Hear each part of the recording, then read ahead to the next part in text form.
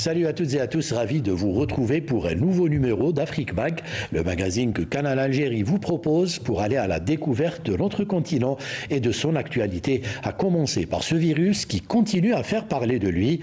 En effet, depuis 5 mois, la variole du singe, la Mpox, frappe de plein fouet le secteur de la santé au Burundi. Déclaré en juillet dernier, les communications et les images sur la Mpox ont été rares, ainsi que l'accès au centre de prise en charge des malades. Les efforts se conjuguent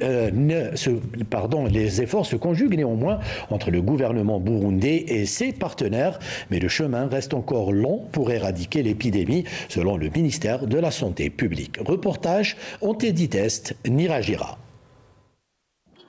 Le district sanitaire du nord de Bujumbura, le plus frappé de plein fouet par l'explosion des cas positifs à la Mpox, que le reste de la capitale économique. Dans la région et en Afrique, le Burundi reste le deuxième pays le plus touché par la Mpox après la République démocratique du Congo, origine de l'épidémie, selon l'Organisation mondiale de la santé. Âgé de 42 ans, en pleine convalescence, Claude a souffert de la variole et du singe. Ses souvenirs sont douloureux. Depuis 4 mois, il observe soigneusement les mesures préventives contre la Mpox. J'avais de la fatigue douloureuse sur les épaules comme si c'était la malaria. J'ai une éruption cutanée. J'ai essayé de me faire soigner. J'ai acheté des médicaments à la pharmacie sans succès. C'est un ami qui m'a révélé que je souffre de la Mpox et conseillé de consulter. Et j'ai été testé positif à la Mpox. J'ai été hospitalisé pendant près de 2 mois. Des malades y sont gardés totalement pris en charge jusqu'à la guérison. Les règles de soins de propreté sont appliquées, le balayage des lieux et le lavage fréquent des mains avec de l'eau propre et du savon sont de rigueur. En appui au centre de prise en charge, le Burundi dispose des agents de santé communautaires pour sensibiliser la population à l'éradication de l'épidémie. Pour s'en prévenir, il faut se laver les mains le plus fréquemment possible avec de l'eau propre et du savon. Les disons en plus qu'en cas de symptômes, il faut se rendre rapidement au centre de prise en charge. L'accès et la prise d'images dans les structures de soins sont strictement encadrés. Interdiction d'entrée dans la salle d'hospitalisation aux étrangers. La presse ne doit se contenter que des seules et rares images de l'extérieur des salles dans les sites de prise en charge des malades. À la sortie du centre, tout le matériel est soumis au strict contrôle et à la pulvérisation. Ainsi, les probabilités de contamination sont très réduites. La Mpox est une épidémie au Burundi, une urgence de santé publique de portée internationale. Le ministère burundais de la Santé publique mise sur la lutte et la sensibilisation pour la prévention. Nous avons déjà enregistré 2858 cas positifs à Mpox, 284 cas qui sont toujours pris en charge dans un milieu hospitalier. Et nous nous réjouissons que la plupart sont déjà rentrés, guéris, parce que le Burundi a démontré une capacité de prise en charge exemplaire qui peut également servir comme modèle pour les autres pays. Et il faut mettre en avant les mesures préventives. Nous demandons que la population adopte des mesures d'hygiène. L'hygiène, c'est un élément très essentiel pour pouvoir contrôler cette maladie. En dépit des difficultés, la lutte contre la Mpox s'organise face au nombre de cas positifs sans cesse variable. Des centres d'isolement et de prise en charge ont été aménagés pour faire face aux urgences. Le monde vient de célébrer le passage à l'an 2025. Pendant les fêtes de fin d'année, l'effervescence des fêtes règne dans les maisons et autres foyers. Pour bien célébrer l'événement, il faut surtout choisir de bons repas pour les invités. Cette année, les Togolais ont choisi de consommer local. Dans ce reportage, nous vous proposons de découvrir un riz purement togolais. Djagblé, à quelques kilomètres de Lomé. Cette unité de production s'active à valoriser l'une des richesses agricoles du Togo, le riz. Sous la marque Evo, cette structure est équipée de machines modernes pour le traitement, l'égrugeage et la mise en sac du riz cultivé dans la vallée de Djaglé. Le processus, c'est que quand on égrène premièrement, et puis ça vient à l'usine, il y a le vannage, et puis il y a le calibrage, et puis il y a l'épierrage. On fait les 3 niveaux là, et après les bonnes dames enlèvent tout ce qui n'est pas du riz, à part ce que la machine n'a pas pu enlever. Donc après ça, et puis on fait la conservation et puis on met ça dans les sachets. L'objectif de Rievo, c'est pour permettre à la population de consommer localement et en plus étendre jusqu'à ce que la population togolaise acquérir notre riz à tout moment. Le riz Evo, 100% naturel et parfumé, est un choix parfait pour les fêtes de fin d'année. Il allie qualité et authenticité et permet à chacun de savourer un produit local de grande valeur. La marque se distingue par son processus complet de production, transformation et commercialisation qui met en avant les saveurs uniques de la plaine de Djaglé. C'est un bon riz, les gens apprécient. Ils viennent demander à chaque fois. Il semble qu'il y a un nouveau riz local, Evo. Et du coup, nous aussi, on passe la commande. Et s'ils les achètent, après, ils reviennent, ils nous font des témoignages que le riz est bon et que c'est bon à préparer, c'est facile à préparer aussi. L'innovateur derrière cette initiative nourrit une grande ambition, faire du riz Evo un produit compétitif sur le marché africain. Avec plus de 60 employés dans l'unité de production, Evo contribue significativement à la réduction du chômage dans la région tout en dynamisant l'économie locale. C'est un riz naturellement parfumé, sans ingrédients additifs. C'est le projet de développement rural de la plaine de Djaglé, initié par le chef de l'État en 2015 et la production a commencé en 2020. La marque propose également une gamme variée pour répondre aux attentes des consommateurs. Le riz Evo, décliné en brisure, couscous et long grain, est disponible en format de 1 kg, 5 kg et 25 kg. Naturellement parfumé, il s'impose comme un incontournable pour les repas festifs et quotidiens. En cette période de fête, choisir le riz Evo, c'est soutenir le développement local tout en se régalant d'un produit authentique et savoureux. Au Cameroun et plus précisément dans la ville de Douala a été officiellement inauguré le débarcadère et le marché aux poissons de Yupwe. La cérémonie marque l'aboutissement d'un projet majeur issu de la coopération Japon-Cameroun. Il vise à redynamiser le secteur de la pêche locale et à améliorer les conditions de travail des pêcheurs. Cela permettra en outre l'amélioration significative de la qualité sanitaire et de développer le tourisme gastronomique du pays. Marie-Raphaël Ntolo, Mouniana Walhamoudi. En vue de créer plus de 1500 emplois directs, réduire près de 60% des pertes post-capture tout en augmentant de 40% les revenus des pêcheurs, le 27 décembre 2024, le chef du gouvernement a procédé à l'inauguration officielle du débarcadère et du marché aux poissons de Yupwe, dans la commune de Douala. Les infrastructures permettront de dynamiser le secteur de la pêche locale et d'améliorer les conditions de travail des pêcheurs. Le projet d'amélioration du débarcadère et du marché aux poissons de Yupwe traduit la volonté du gouvernement camerounais de moderniser ses outils de production, de promouvoir le travail décent, notamment des femmes marieuses. Les infrastructures comprennent notamment un entrepôt frigorifique dernière génération de 5000 m², une unité de production de glace de 50 tonnes jour, un système d'épuration des eaux, un laboratoire de contrôle qualité certifié ISO, une zone de restauration panoramique, un parking sécurisé de 200 places et des bureaux administratifs climatisés. C'est la bienvenue. Et vous savez, à l'époque, c'était la boue. Quand on demandait à n'importe qui de venir à Yupwe payer le poisson, la personne n'enviait pas à cause de l'atmosphère, à cause de l'environnement qui n'était pas propice. Aujourd'hui, vous voyez la beauté. Vous voyez la beauté du marché. Soulignons que ces infrastructures ont mobilisé un investissement total de 45 milliards de francs CFA, assuré à 75% par la coopération japonaise JICA. Les experts de la Commission régionale des pêches du Golfe de Guinée estiment que cette infrastructure pourrait augmenter de 35% les exportations de produits halieutiques du Cameroun. Restons au Cameroun. Dans quelques années, le pays pourra vendre son énergie électrique à ses voisins d'Afrique centrale, notamment le Tchad. Mais avant d'arriver à cette étape de commercialisation, l'État camerounais multiplie les efforts afin de garantir à ses populations une électricité disponible et de qualité. À cet effet, une série d'actions est menée dans la partie septentrionale du pays, action qui vise à l'installation de transformateurs d'une grande puissance dans ces 3 régions camerounaises, une initiative qui a pour but de doubler la quantité d'énergie. Joseph Moafou.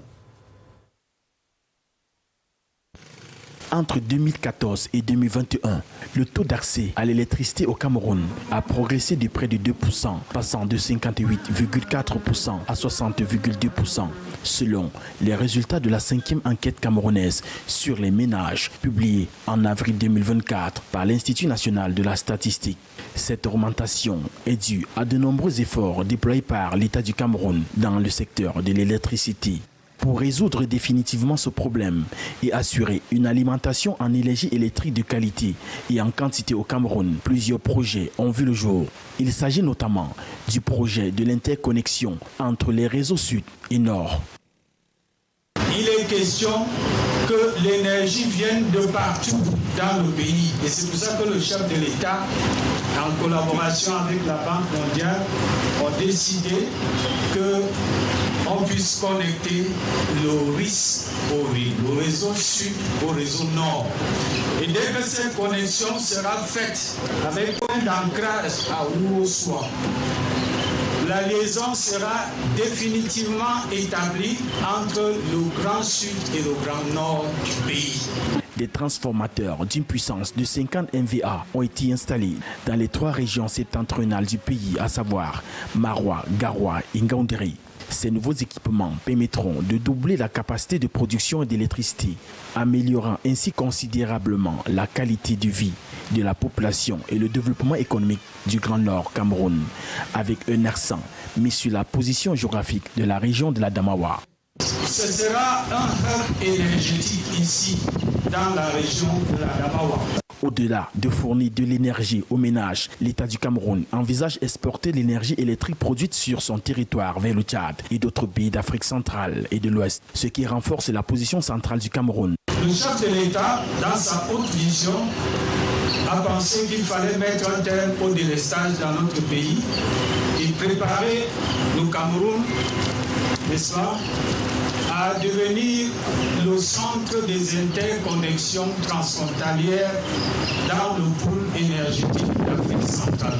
Selon les responsables de la Société du transport de l'électricité, il n'est pas exclu que le Cameroun exporte également son énergie vers le Nigeria. Cet ambitieux projet d'extension de l'énergie vers le Tchad devra mobiliser des financements issus des partenaires financiers comme la Banque mondiale d'environ 500 milliards de francs CFA.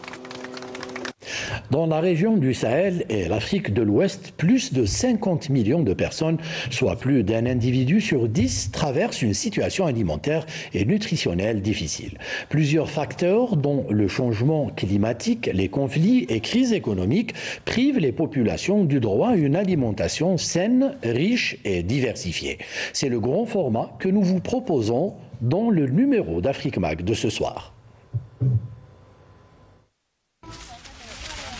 Alors que l'agriculture produit plus de denrées qu'il n'en faut pour nourrir toute la population mondiale, environ 2 milliards de personnes sont confrontées à une insécurité alimentaire et nutritionnelle. Conflits, dérèglements climatiques, inégalités, récession économique, entre autres facteurs, privent près d'un tiers de la population mondiale du droit à une alimentation saine, riche, diversifiée et équilibrée. Les statistiques disent que 2,8 milliards de personnes dans le monde n'ont pas accès à une alimentation équilibrée.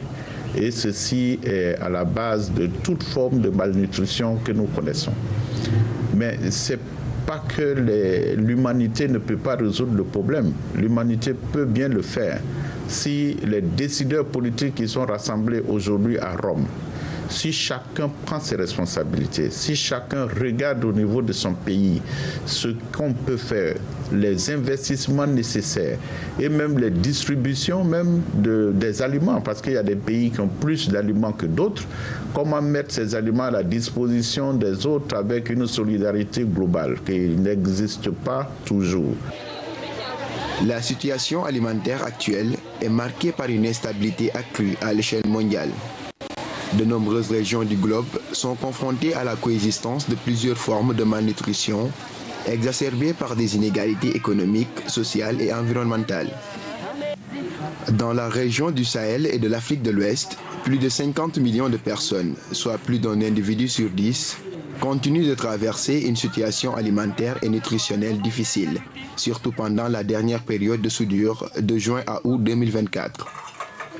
Ces données représentent une augmentation de 4 millions de personnes en situation d'insécurité alimentaire par rapport aux prévisions de novembre 2023 et mettent en évidence une multiplication par 4 au cours des 5 dernières années. Dans notre région, l'accès à l'alimentation demeure une préoccupation quotidienne pour bon nombre de nos populations tiraillées par la faim et la malnutrition. Malgré les efforts entrepris par les pouvoirs publics et leurs partenaires au développement, aussi bien au niveau national que régional, près de 50 millions de nos concitoyens, soit plus d'un citoyen sur 10, dans l'espace SILS, CEDEAO, UEMOA, continuent de traverser une situation alimentaire et nutritionnelle difficile, du moins pour ce qui concerne la période de soudure de cette année 2024. La situation nutritionnelle des enfants de moins de 5 ans reste tout aussi préoccupante dans certaines localités de notre région. Cette situation est en nette dégradation depuis près d'une décennie, comme le montrent les données d'évaluation de notre dispositif régional de prévention et de gestion des crises alimentaires au Sahel et en Afrique de l'Ouest, PREGEC. La situation est particulièrement préoccupante dans le nord du Mali, touché par un conflit. Selon le dispositif régional de prévention et de gestion des crises alimentaires au Sahel et en Afrique de l'Ouest, environ 2600 personnes risquent de souffrir d'une faim catastrophique. Les données les plus récentes révèlent également une évolution significative des facteurs à l'origine de l'insécurité alimentaire dans la région du Sahel et de l'Afrique de l'Ouest, en dehors des conflits récurrents. L'Afrique de l'Ouest est le théâtre de beaucoup d'événements. Le changement climatique que nous connaissons, les catastrophes. Si vous vous rappelez très bien, depuis l'année dernière, et particulièrement cette année, le niveau d'inondation qu'il y a eu au niveau de presque tous les pays. Aucun pays n'a été vraiment à l'abri. Il y a des pays qui ont été beaucoup affectés, comme le Nigeria, comme le Tchad, le Mali, ce qu'on a vu, même le Libéria, même ici au Sénégal et tout ça. Il y a eu au Niger, il y a eu l'inondation partout. Mais quand il y a l'inondation, qu'est-ce qui se passe? Il y a les infrastructures de production qui sont affectées. Et il y a même le bétail pour les producteurs de bétail qui sont aussi décimés. Il y a les sols, les terres arables qui sont perdus. Et donc, même il y a des produits agricoles qui sont mouillés et perdus, etc. Et donc, ça, c'est un problème. Et c'est dû au changement climatique. Mais il y a également la sécheresse. En même temps qu'on a l'inondation, dans certaines parties de nos différents pays, il y a la sécheresse. Et quand il y a la sécheresse également, l'eau devient un problème, le bétail est affecté, la production agricole aussi est affectée, etc. Donc le changement de climat pose problème. Des problèmes auxquels s'ajoutent des défis économiques tels que les dévaluations monétaires, l'inflation galopante, la stagnation de la production et les barrières commerciales qui ont aggravé la crise alimentaire, affectant les couches les plus vulnérables. Le Nigeria, le Ghana, la Sierra Leone et le Mali restent les pays les plus touchés.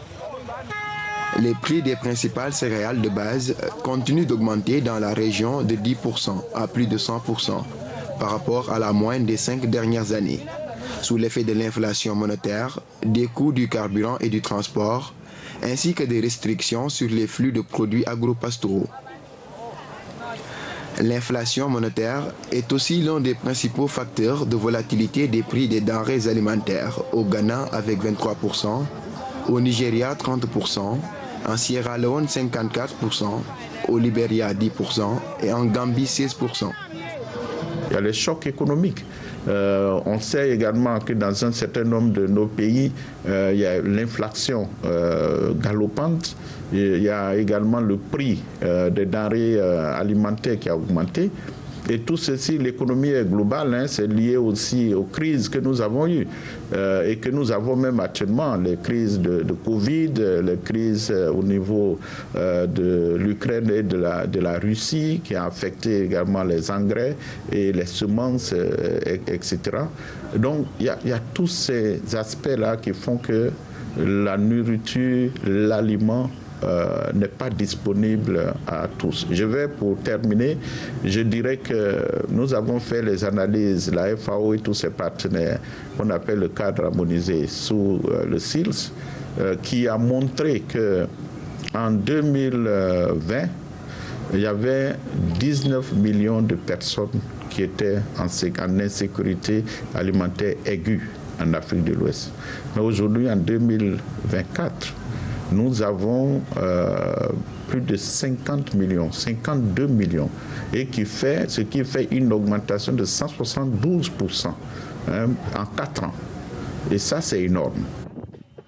Face à cette situation alarmante, les efforts d'amélioration de la sécurité alimentaire devraient se concentrer sur la résilience face aux crises économiques et autres chocs, mais également face au changement climatique.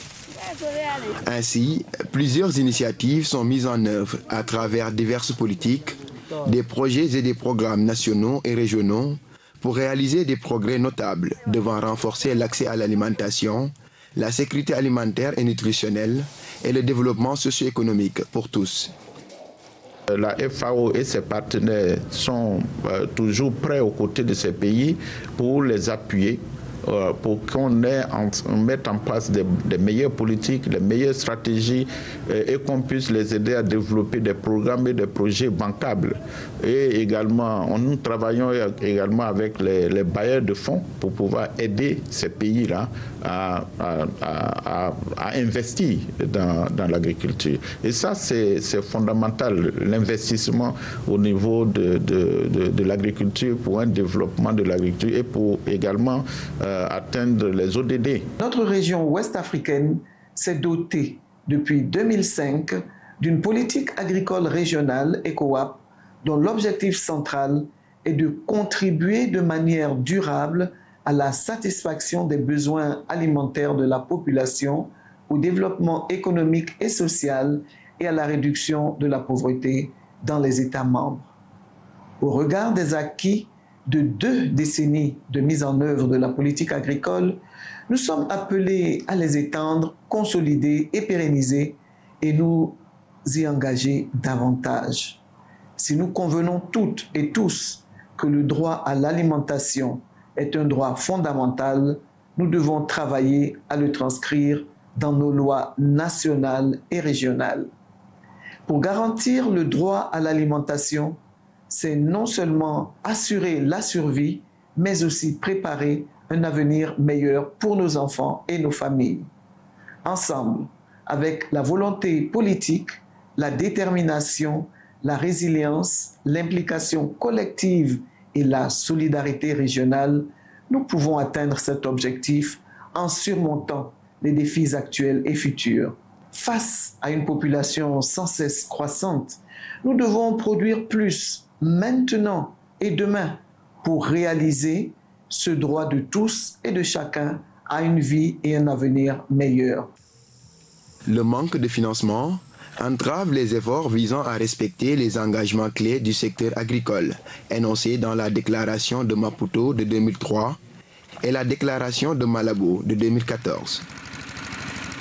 Les 2 déclarations visent à mettre un terme à la faim sur le continent africain d'ici 2025 et invitent les États du continent à allouer un minimum de 10% du budget national à l'agriculture pour atteindre une croissance de 6% de l'économie agricole. L'Afrique a des terres et de l'eau, des terres arables et de l'eau. mais malheureusement, très peu d'irrigation. Seuls 6% de l'Afrique est irriguée. À titre de comparaison relative, c'est 37% en Asie. Et la deuxième chose, c'est que l'Afrique n'utilise pas d'engrais ou de techniques de culture adéquates. Donc les rendements par hectare, ils sont en moyenne un tiers de ce qu'ils sont ailleurs dans le monde. Il y a clairement beaucoup à faire sur l'irrigation, les techniques de culture, l'utilisation d'engrais ou la qualité des sols et d'autres choses de ce genre. Mais ceci, combiné avec du stockage, une chaîne du froid et une bonne infrastructure, vous donne l'opportunité de faire en sorte que l'Afrique passe d'insécurité alimentaire à la capacité de transformer l'agriculture en une activité commerciale, y compris pour les petits producteurs. La réalisation des objectifs mondiaux de développement passe par des systèmes alimentaires sains, durables et inclusifs. Le développement de l'agriculture est l'un des leviers les plus puissants sur lesquels agir pour mettre fin à l'extrême pauvreté, renforcer le partage de la prospérité et nourrir les 10 milliards de personnes que comptera la planète en 2050. La communauté internationale a récemment célébré la 44e journée mondiale de l'alimentation sous le thème « Le droit aux aliments au service d'une vie et d'un avenir meilleur ». Une thématique qui vient opportunément rappeler le droit de chaque personne à une alimentation adéquate. Ceci passe par la transformation des systèmes agroalimentaires mondiaux afin d'opérer les 4 améliorations qui concernent la production, la nutrition, l'environnement et les conditions de vie, tout en ne laissant personne en rade. Voilà, ainsi s'achève ce numéro d'Afrique Mag. Merci à toute l'équipe technique du Studio 2. Merci à Seam Afan, notre script, à la réalisatrice du Mag, Amina Boukhalfa. Et enfin, merci à vous de nous avoir suivis. Excellente soirée. Salam.